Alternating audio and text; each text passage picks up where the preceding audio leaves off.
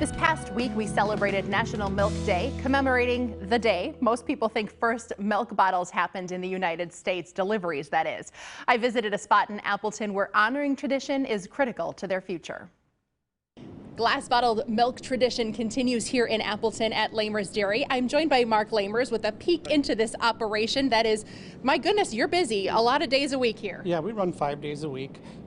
We buy milk from local farms here in northeast Wisconsin, and we bring it in, and a lot of times it's bottled within 24 hours of picking it up and out for delivery almost that same day. And while we're seeing plastic come through the lines right now, talk about glass and why there is a difference to the consumer and why you've stuck with it. Well, glass bottled, I think, for me, it holds the flavor, the integrity of the milk a lot better.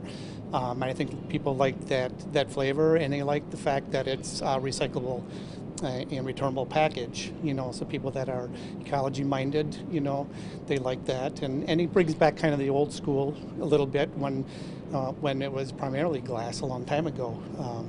So yeah, it's been a good staple product for us, and continuing to do it today. We have all the different varieties of white milk. You have chocolate milk. You do seasonal eggnog. Tell us what's coming through the line today. Right, today we're doing kosher milk.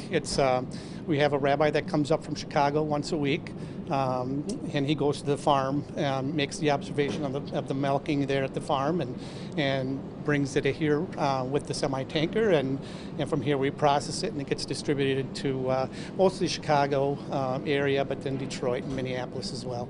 As we celebrate National Milk Day, we would be remiss if we didn't mention our dairy farmers as well. Talk about the network that you work with. Yeah, we work on local family farms. Being a family-owned business and a small one with only 2 bottling plants or 3 bottling plants left in the state of Wisconsin right now, and it's important to keep those family farms going if we can, So, and I think we found with our customers, one of the biggest thing is they like to know where their product's coming from.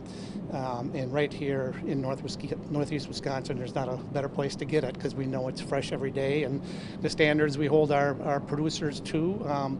There's incentive for them to produce high quality milk. We pay extra premiums for that milk, and they just do a fantastic job for us. So you are such a wealth of knowledge and an advocate for this industry all around. You and I were talking a bit about pricing, and that is something that you personally feel like maybe needs to evolve a bit. Right, it does. The pricing structure in the dairy industry has remained pretty much the same since 1939, and right now in Federal Order 30, where we're at, which includes Wisconsin, Minnesota, Illinois, and parts of Michigan, more and more production is being shifted to cheese, and there's less fluid production. So there's quite an imbalance there with the volumes being utilized in each category. And right now, we have about 6% of the milk in our order that's going into the fluid market.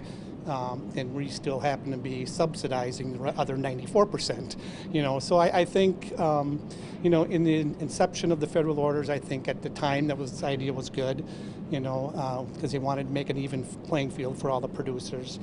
They're trying to do the same thing still here today, but there's, like any government program, there's always areas where it's not always advantageous for some businesses, and I think we've seen that in the fluid market over the last few years with a lot of big players going out, Dean's for one. So it's a little bit of a challenge from that standpoint, but we continue to do what we can to help the local community and not really wanting to get too big and play that price game. And I think that's been kind of the downfall for some of the other big guys too, trying to move a lot of volume at a low price, and that doesn't always work, so. Has that opened up some additional options for your team, maybe looking at some different sized products, some different needs that were left in the community? Yes and no. I think we've had more opportunity to move our product, as there's fewer and fewer players out there. Where we've seen a lot of growth is more in the regional and more of the outlying communities, and not so much in the bigger cities. Transportation plays a big part of that.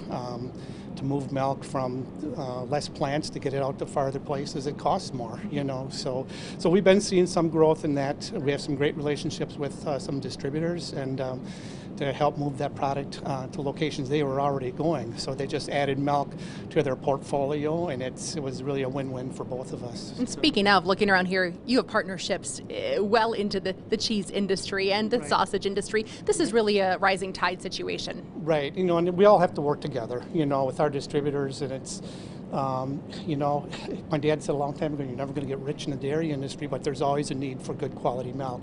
And I think that holds true in a lot of the markets, not only just fluid milk, but the cheeses as well. And I think that's one of the things that sets Wisconsin apart is the variety of different products people can purchase and the quality. And that's, I go back, it always starts on the farm. If they don't have good product and good farm milk coming into their plants, they can't make a good product going out. So. Well, an easy way to make sure you're supporting Wisconsin processors and producers on National Milk Day and far beyond is to just simply look for that Lamers logo. It is, of course, Dairyland's best. Yes. Congratulations on all of these years of providing such an important service to our community. Thanks for coming in, appreciate it.